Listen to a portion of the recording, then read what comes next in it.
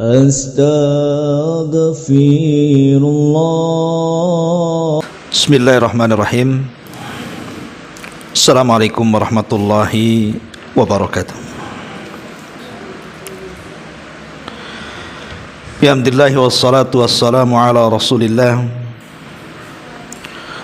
wa ala alihi wa sahbihi wa mawalah wa la hawla wa la quwwata illa billahi wa ba'du. Alhamdulillah, segala puja dan puji hanya milik Allah subhanahu wa ta'ala. Salawat dan juga salam kita hadiahkan kepada Rasul kita Nabi besar Muhammad sallallahu alaihi wa ala alihi wasallam.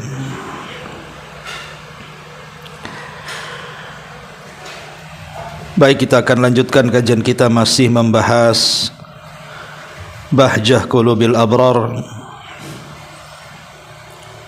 membahas hadis-hadis singkat namun syarat dengan makna dari kalam Mustafa alaihi salatu wassalam. Dan kita sudah masuki bab yang ke-59 tentang sifat seorang saksi yang adil. Kita baca hadisnya baru kita jelaskan.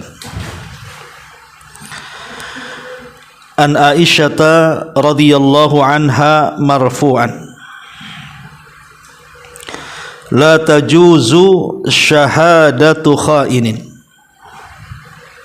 wala kha'inatin wala majludin haddan wala dhi ghimrin ala akhi wala dhaninin fi wala'in wala qarabah wala al-qani' min ahli al-baiti, rawahu Tirmidzi.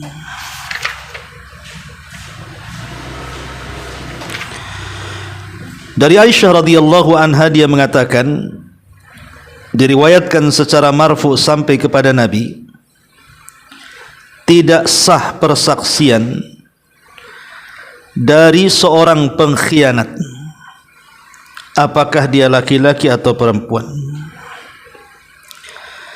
Tidak pula dari seorang yang sedang menjalani hukuman cambuk. Tidak pula dari seorang yang dendam terhadap saudaranya. Tidak pula dari seorang yang diduga memiliki hubungan kerabat, dan tidak pula seseorang budak dari keluarganya. Ma'asyiral muslimat yang dimuliakan Allah Azza wa Jalla, hadis ini adalah hadis yang sangat agung sekali, bicara tentang adab-adab menjadi saksi. Dan saksi dalam Islam itu sangat penting, karena betapa banyak kasus-kasus yang diselesaikan karena keterlibatan saksi. Pengkhianatan bisa terungkap karena saksi. Contoh umpamanya seorang suami atau istri yang berselingkuh. Kalau seandainya Islam tidak memperlakukan saksi, maka pengkhianatan keduanya akan terus berlangsung. Jadi saksi, keberadaan dalam Islam ini sama dengan bukti yang memperkuat sebuah kasus atau sebuah perkara sehingga bisa menyelesaikan banyak perkara.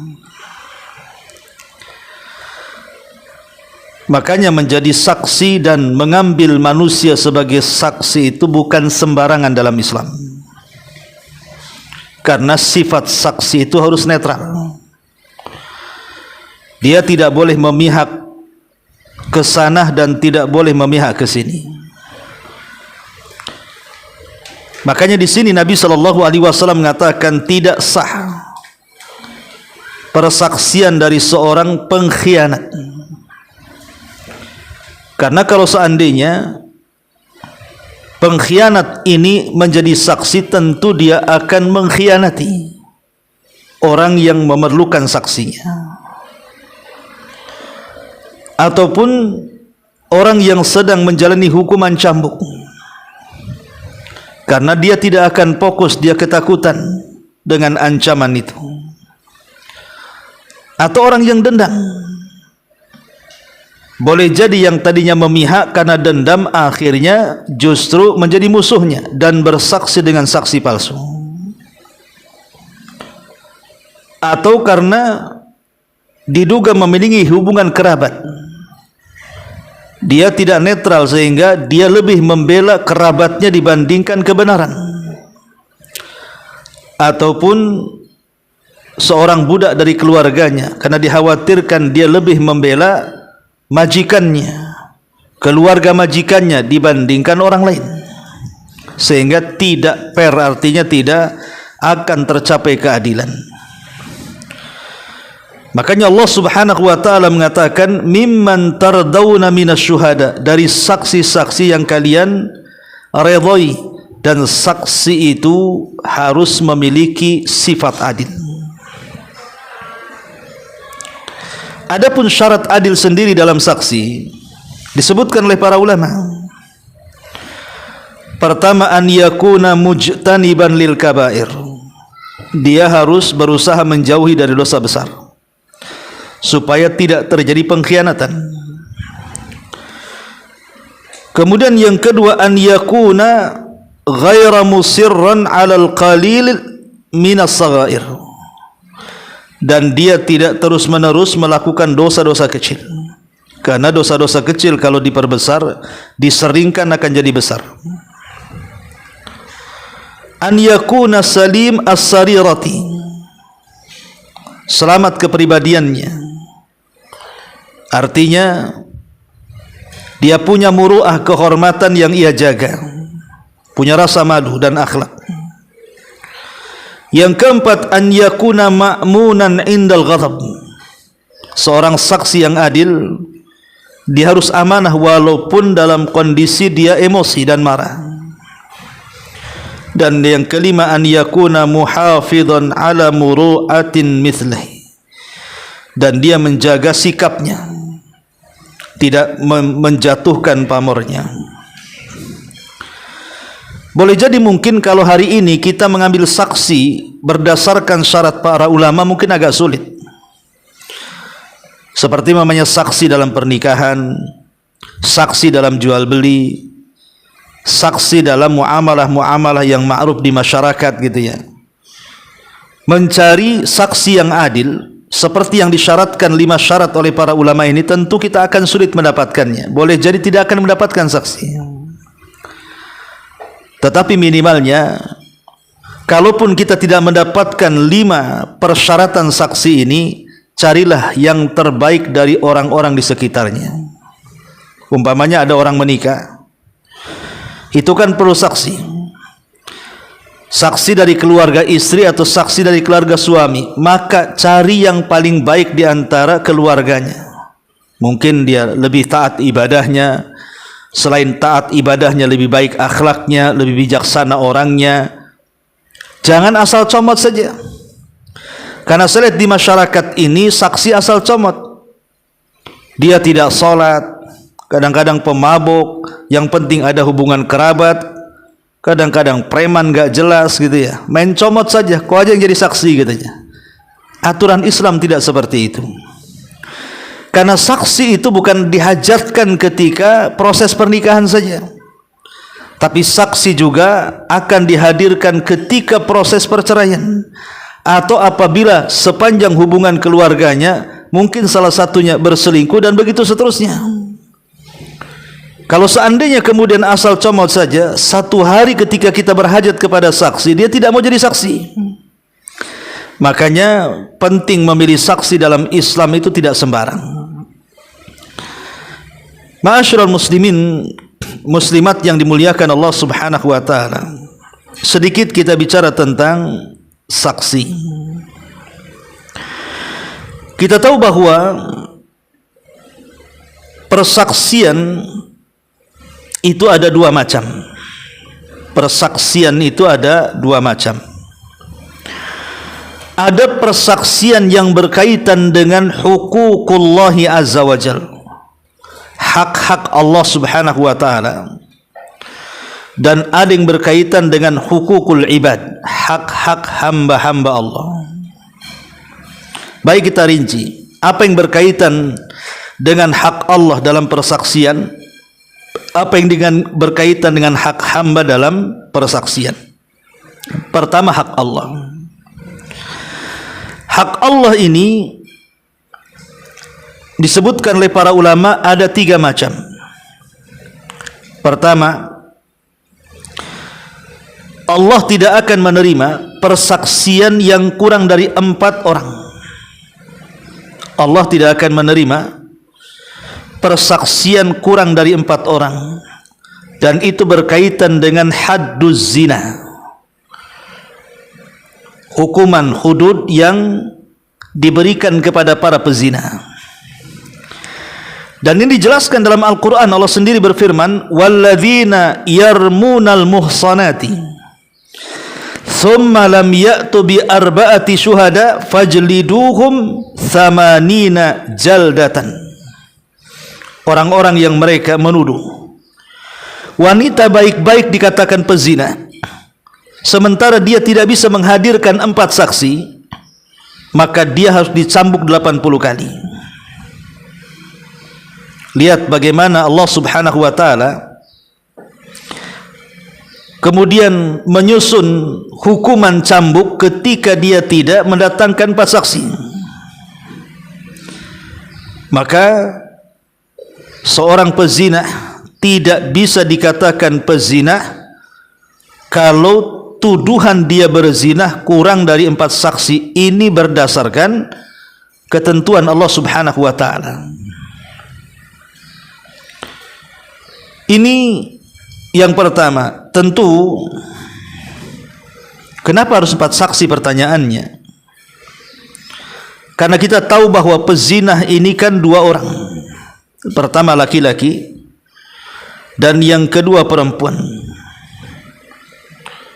Maka seolah-olah 1 orang itu dianggap 2 saksi. Makanya kemudian orang-orang yang menuduh orang berzina itu tidak bisa tuduhan itu dianggap benar kalau tidak mendatangkan 4 saksi.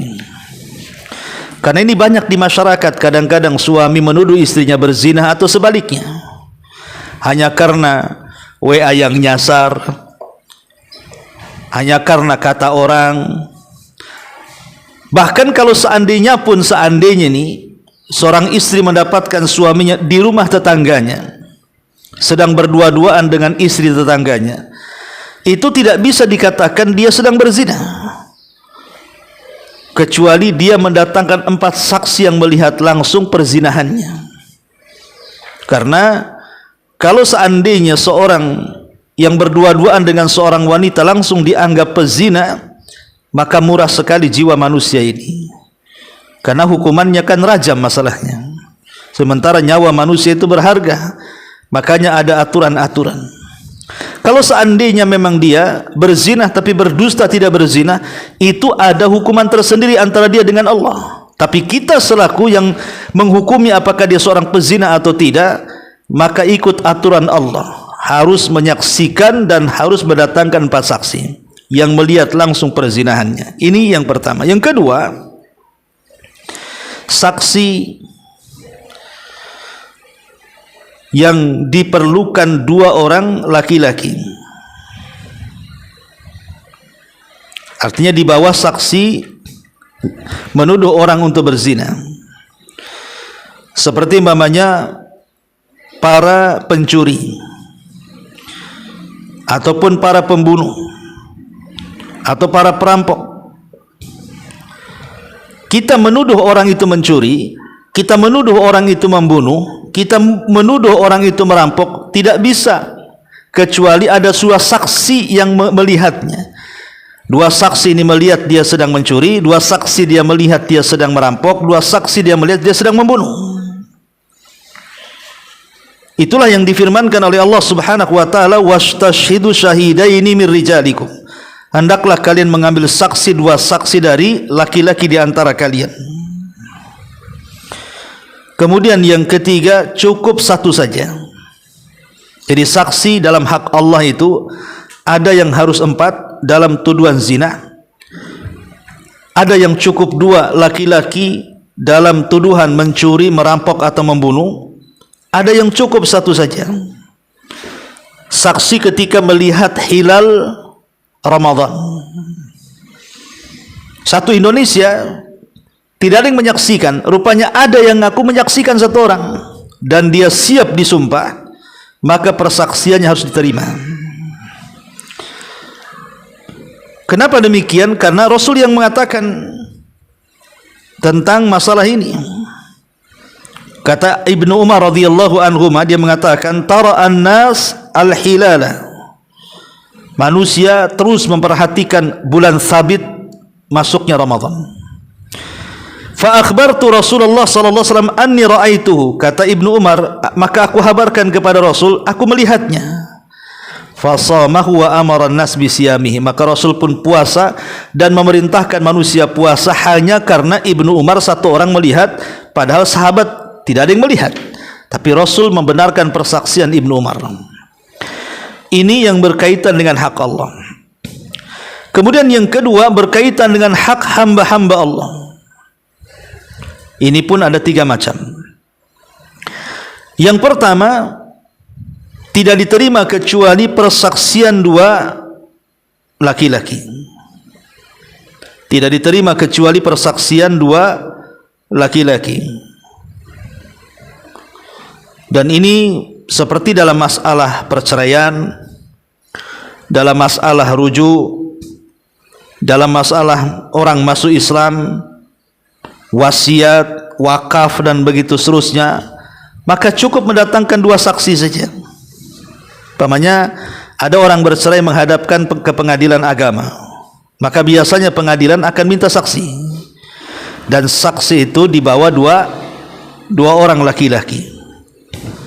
Atau wasiat, umpamanya seorang datang kepada kita bahwa si anu pernah berwasiat sebelum meninggalnya bahwa dia akan menghibahkan tanahnya untuk masjid, menghibahkan tanahnya untuk pesantren. Maka anaknya tidak diterima kalau memang ada wasiat, mana saksinya?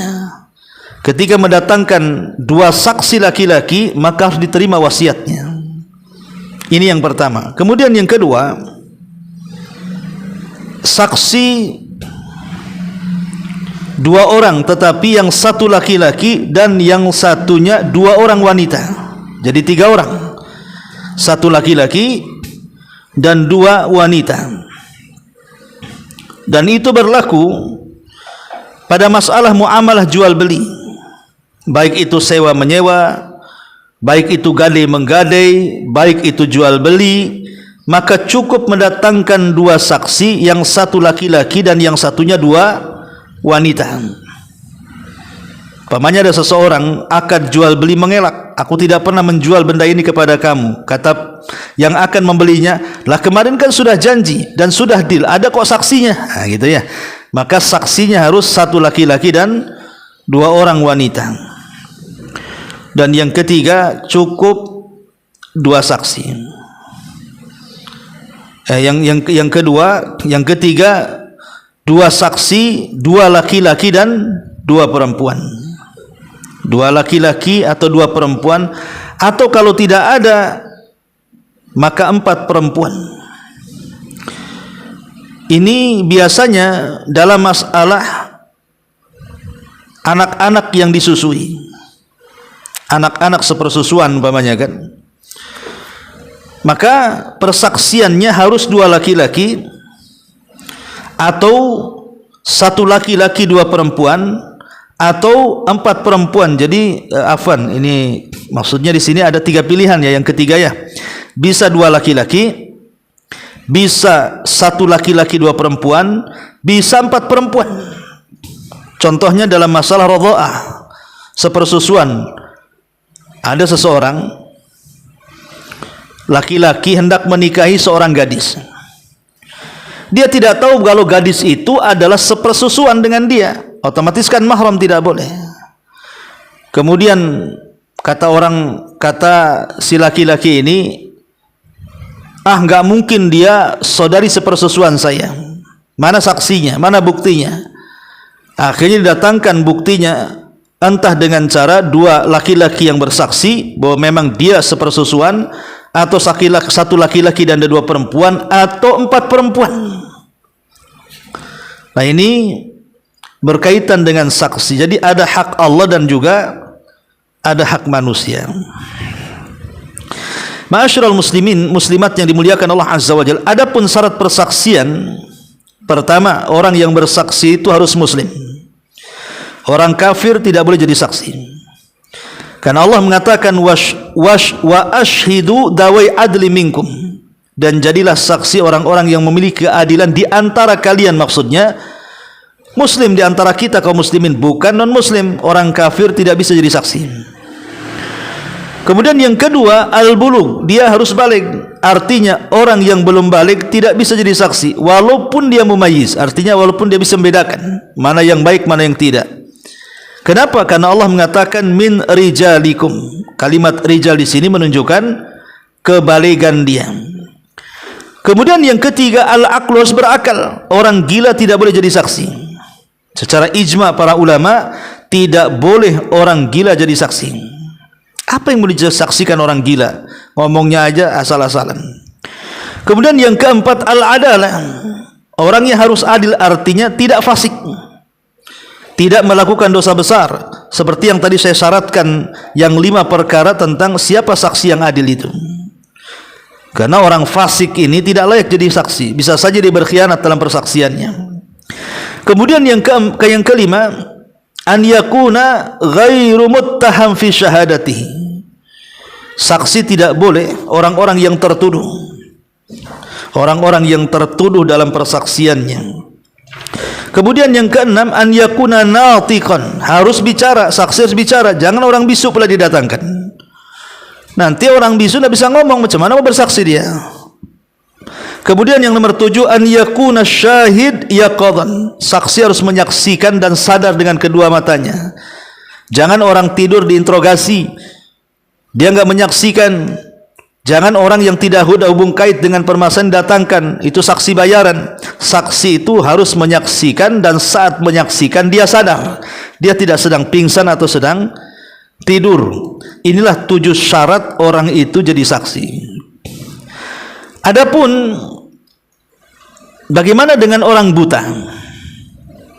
Kita tahu bahwa asal persaksian orang buta itu tidak boleh, karena tidak bisa membedakan, kan, namanya buta. Tapi sebagian para ulama mengatakan boleh orang buta menjadi saksi dalam 5 perkara, 5 tempat, ya. Pada 5 perkara. Pertama, al-maut, kematian. Boleh orang buta menjadi saksi kematian. Kemudian yang kedua, nasab. Boleh orang buta digunakan persaksian dalam urusan nasab. Kemudian yang ketiga, boleh persaksian ini milkul mutlak, dalam permasalahan perbudakan. Kemudian yang keempat, at-tarjamah, boleh dijadikan saksi di dalam penerjemahan. Umpamanya dia bisa bahasa Inggris, memang buta, dia bisa menerjemahkan, maka boleh.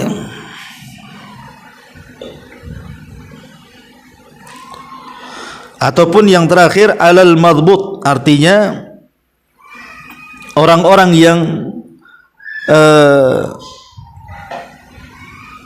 dicegah oleh hakim dalam sebuah perkara untuk tidak boleh keluar. Ini diantara orang buta dibolehkan, tapi pada dasarnya orang buta tidak boleh dijadikan saksi. Ma'asyiral muslimat yang dimuliakan Allah Subhanahu wa taala, masalahnya berkaitan dengan saksi sini. Ada persaksian-persaksian di masyarakat itu, mereka menjadi saksi itu karena saksi bayaran. Itu yang paling banyak. Terutama di persidangan-persidangan, ada orang yang membeli saksi untuk bersaksi demi kedustaan. Itulah yang dikhawatirkan Nabi SAW dengan hadisnya syahadatuz zur. Kata Nabi SAW, ala wa syahadatuz zur, hati-hati persaksian palsu. hati-hati persaksian palsu. Karena persaksian palsu ini bahaya. Ibu jangan jadi saksi kalau ibu tidak melihat. Pamannya ada kawan ibu bilang, ayolah jadi saksi lah, saya mau bercerai, saya tidak ada saksi, kamu aja jadi saksi. Ibu kalau tidak syarat memenuhi saksi, jangan jadi saksi. Kalau ibu tidak menyaksikan dan ibu juga tidak tahu ceritanya, cuman di skenario saja sama orangnya, nanti kamu harus ngomong begini, atau diceritakan masalahnya supaya ibu paham, kemudian ibu bisa menyimpulkan. Ibu kalau bukan menyaksikan, jangan jadi saksi. Pertama, karena syahadatuz zur ini tuhbitul a'mal as-salihah, bisa membatalkan amal soleh. Kalau seseorang asal mau jadi saksi, entah karena dia kawannya, kerabatnya, serampangan gitu ya, padahal dia tidak menyaksikan, maka bisa membatalkan amal soleh. Kata Nabi SAW, man lam yada' qawla zur wal amala bihi falaysa lillahi hajatun fi an yada'a ta'amahu wa syarabah. Ketika Rasul bicara tentang orang yang berpuasa, maka puasa seseorang tidak diterima ketika dia bersaksi dengan persaksian palsu. Kata Rasul, barang siapa yang tidak mampu meninggalkan perkataan zur, dusta, dan beramal dengan itu, maka tidak ada hajat bagi Allah untuk meninggalkan pencegahan makan dan minum saat puasa. Ini yang pertama. Yang kedua, persaksian palsu itu termasuk dosa besar, Bu. Termasuk dosa besar. Nabi mengatakan, ala unabbiukum bi akbaril kabair. Maukah aku kabarkan kepada kalian sebesar-besarnya dosa besar? Rasul mengatakan 3 kali. Sahabat mengatakan, tentu wahai Rasul. Maka Rasul mengatakan, al-isyraku billah, kau melakukan kesyirikan kepada Allah, wa uququl walidain, engkau durhaka dengan kedua orang tua. Kemudian Rasul terduduk, kemudian bersandar sambil lisannya mengulang-ulang kalimat ala wa qauluz zur, ala wa syahadatuz zur. Ingatlah, jauhi persaksian palsu, jauhi persaksian palsu. Yang ketiga, syahadatuz zur, persaksian palsu itu Allah sebut satu nafas dengan kesyirikan, menunjukkan bahayanya. Jangan mau dijadikan saksi ataupun saksi bayaran. Karena Nabi SAW menyamakan kalimat syirik itu disebut satu nafas dengan persaksian palsu. Seolah-olah apa? Seolah-olah sebanding dosanya. Kemudian yang keempat, persaksian palsu itu menjadikan kita masuk neraka. Nabi SAW mengatakan, manik tata'a haqqam ri'im muslim biyamini faqad aujaballahu nar wa harrama alaihil jannah. Faqala lahu rajulun wa in kana syai'an yasiran ya Rasulullah wa in qadhaina min araqin. Apa kata Nabi? Barang siapa yang mengambil hak orang dan dia seorang muslim dengan sumpahnya, maka Allah akan wajibkan bagi dia masuk neraka dan Allah akan haramkan surga. Betapa banyak saksi-saksi palsu, saksi-saksi bayaran, dia bersumpah, wallahi bosi anu begini hanya untuk menguatkan orang yang meminta saksinya, padahal dia tidak menyaksikannya. Dia saksi palsu, dia saksi bayaran, dia hanya mengikuti kehendak orang yang memintanya. Ingat, ini terancam dengan neraka dan diharamkan surga, kata Nabi. Bahkan saksi palsu itu membangkitkan amarah Allah. Nabi mengatakan, manik tato amala imri'im muslim biyaminih kadhibatin laqiyallahu wa huwa alaihi ghadban. Barang siapa yang mengambil harta seorang muslim dengan sumpahnya yang dusta, maka dia akan berjumpa dengan Allah dan Allah murka kepadanya. Dan saksi palsu juga mengakibatkan terlahir banyak dosa dan kebatilan. Banyak dosa dan kebatilan. Sebab orang kalau sudah bersaksi dan dia sebenarnya tidak menyaksikan, memungkinkan isinya ghibah, memungkinkan isinya dusta, memungkinkan isinya namimah, memungkinkan isinya menuduh orang yang tidak salah jadi salah, menjadikan orang yang tidak layak di penjara masuk penjara, menjadikan orang yang layak tidak dibunuh jadi dibunuh, menjadikan orang yang hartanya berpindah ke tangan orang, mengambil harta orang. Jadi kalau saksi palsu ini, itu turunannya banyak sekali tuh dari dosa-dosa yang akan diambil dia. Makanya ingat, jangan mau dijadikan saksi. Jangan mau dijadikan saksi kalau memang kita tidak menyaksikannya. Karena saksi palsu ini, saya ulangi, dia adalah sebuah kemaksiatan dan dosa, dan termasuk dosa besar. Yang kedua, saksi palsu ini sama dengan tolong menolong di atas kezaliman. Dia sudah tahu dia bukan saksi dan dia tidak layak jadi saksi karena dia tidak pernah menyaksikan. Tiba-tiba kemudian membantu orang yang orang ini terkadang sedang menzalimi, kemudian kita siap menjadi saksinya, sama saja kita menolong dengan kezaliman. Akhirnya tadi, orang yang tidak layak diambil hartanya diambil, orang yang layak tidak layak masuk penjara, orang yang tidak layak dihukum jadi dihukum, dan begitu seterusnya. Maka saksi palsu ini bisa menyeret kita at-ta'awun 'alal itsmi wal udwan. Itu sama dengan tolong menolong di atas kezaliman. Dan boleh jadi sebaliknya, dia menghinakan orang-orang yang dizalimi. Dia merendahkan orang-orang yang dizalimi karena Anda membantu yang zalim. Berarti dia merendahkan orang-orang yang dizalimi. Makanya Nabi SAW ketika menghadapi orang yang sedang bermasalah itu, kata Rasul, jangan-jangan di antara kalian ada yang fasih dalam bicara, sehingga yang fasih ini memenangkan perkara, padahal belum tentu dia yang benar. Makanya keputusan hakim itu tidak menghalalkan yang haram. Pamannya ini ada orang kasus di pengadilan, menang dia. Kasus waris, kasus tanah, kasus apa, menang dia. Kemenangan di pengadilan itu bukan menghalalkan yang diharamkan. Putusan hakim itu tidak bisa menghalalkan yang diharamkan. Dia hanya menang di pengadilan saja. Tapi benda itu yang tadinya halal jadi haram, atau yang tadinya haram jadi halal, itu bukan hak wewenang hakim. Itu kembali kepada kita.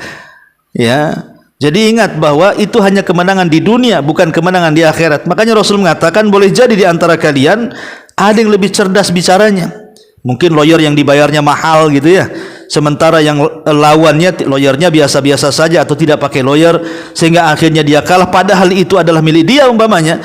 Maka hati-hati bahwa putusan hakim itu bukan menghalalkan yang diharamkan Allah Subhanahu wa taala. Lalu kenapa kemudian akhir-akhir ini banyak bermunculan saksi-saksi bahkan siap dibayar? Siap dibayar. Bahkan ada yang tidak mau dibayar karena menolong kawannya, menolong saudaranya, menolong kerabatnya, dia bisa jadi saksi, apalagi sampai kemudian dibayar untuk jadi saksi palsu. Na'udzubillah. Kenapa banyaknya hari ini saksi-saksi palsu itu? Pertama, karena dha'ful iman wal khawfu minallah. Lemahnya iman dan lemahnya takut dia kepada Allah. Ketika orang lemah iman dan lemah perasaan takut kepada Allah, maka dia bisa bersaksi sekehendaknya. Yang kedua, dha'ful ilmi. Maksudnya ilmu syar'i, lemahnya ilmu syar'i, dia tidak tahu hukuman atau dampak menjadi saksi yang palsu itu seperti apa. Kemudian yang ketiga, hubbu khuyala wal madhi, karena dia mencintai kesombongan dan pujian. Atau yang keempat, at-tama'ul mali, mungkin dia tamak terhadap harta karena sudah dibayar, maka dia akan bicara sesuai dengan yang bayar. Dia akan bersaksi sesuai dengan yang memberi uang. Memang tujuannya hanya dunia dan dunia, nggak peduli mau saksinya, mau persaksiannya palsu, mau benar, yang penting dia dapat uang. Dan yang kelima, hubbu manfaatil ghairi walau bidzulmi, suka memanfaatkan orang lain walaupun dalam bab kezaliman. Ya, dia memanfaatkan orang walaupun sebenarnya di dalamnya ada kezaliman, maka dia siap jadi saksi. Ya, maka inilah diantara 5 perkara kenapa orang sekarang mudah sekali dibayar jadi saksi dan bicara sesuai dengan yang dikehendaki yang bayar. Naudzubillah. Adapun bagi kita, kalau ingin terlepas tidak menjadi saksi palsu, maka yang pertama, taqwiyatu ta'zimillah wa ta'dim hurumatihi fil qalbi. Kuatkan dalam hati kita bagaimana cara mengagungkan Allah dan mengagungkan keharaman-keharaman Allah dalam hati kita. Artinya, tanamkan sifat pengagungan kepada Allah. Saksi tidak sembarang. Jangan mudah jadi saksi. Yang kedua, berdoa. supaya kita tidak terhindar dari persaksian palsu. Kemudian yang ketiga, ingat mati. Hei para saksi yang serampangan, yang bicara dengan ucapan sesuai yang dikehendaki, yang bayar, ingat bahwa Anda akan mati. Anda akan mati dan akan dipertanggungjawabkan persaksian Anda di hadapan Allah Subhanahu wa ta'ala. Atau yang kelima, ingat, kalau Anda bersaksi untuk kezaliman, harus ingat doa-doa orang-orang yang dizalimi. Orang-orang yang dizalimi itu mustajab. Terkadang orang tidak paham di pengadilan, dia asal ngomong saja gitu ya, atau di masyarakat asal ngomong, oh saya menyaksikan, padahal tidak. Saya siap jadi saksi, padahal dia bukan pakarnya.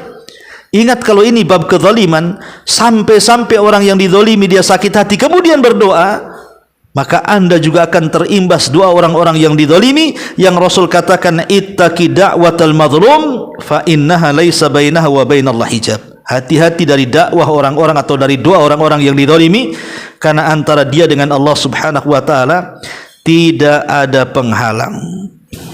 Inilah diantara dampak dari persaksian palsu ini. Jadi persaksian palsu ini hati-hati, karena biasanya isinya dusta, isinya mengada-ngada, isinya mendolimi orang, membolehkan yang diharamkan terkadang, dan begitu seterusnya. Ya, inilah diantara keterangan hadis yang singkat dari hadis yang ke-59. Adapun tentang keterangan pengarang, ibu bisa baca sendiri. Taib, sebelum saya tutup ada beberapa pertanyaan. Bismillahirrahmanirrahim. Ustaz, izin bertanya di luar tema, kalau kita mau bawa anak untuk dihipnotis supaya enggak kecanduan game dan bisa berhenti merokok, apakah itu diperbolehkan Ustaz? Ya, pertama hukum hipnotis sendiri, apakah dia termasuk sihir ataukah tidak? Kalau dia termasuk sihir, maka sebaiknya tidak usah, cari cara lain. Tapi kalau bukan termasuk sihir, hanya bagian pengobatan, maka tidak ada masalah. Yang saya tahu tentang hipnotis adalah bagian daripada sihrut takhir, sihir hayal. Dan itu pernah terjadi di zaman Nabi Musa saat berduel dengan tentara Fir'aun, dukun-dukun Fir'aun, di mana dukun-dukun Fir'aun itu melemparkan seutas tali mereka. Fa idza khibaluhum, maka apabila utasan-utasan tali itu dilempar, yukhayyalu ilaihim annaha tas'a.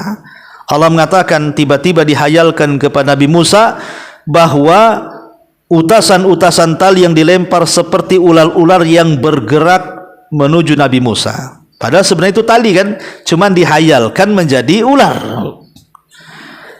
Lah, setahu saya hipnotis itu sihir hayal dia, karena kan seseorang dibuat tidak sadar kemudian menghayal, dihayalkan, sehingga dia disuruh begini mau, disuruh begitu mau. Terkadang juga betapa banyak orang di ATM kemudian hilang gara-gara hipnotis, ditepuk dari belakang, akhirnya dikeluarkan uangnya semuanya. Betapa banyak orang-orang yang di pasar gitu ya, dipalak atau diambil emasnya atau diambil gelangnya hanya gara-gara hipnotis. Rata-rata ini untuk kejahatan.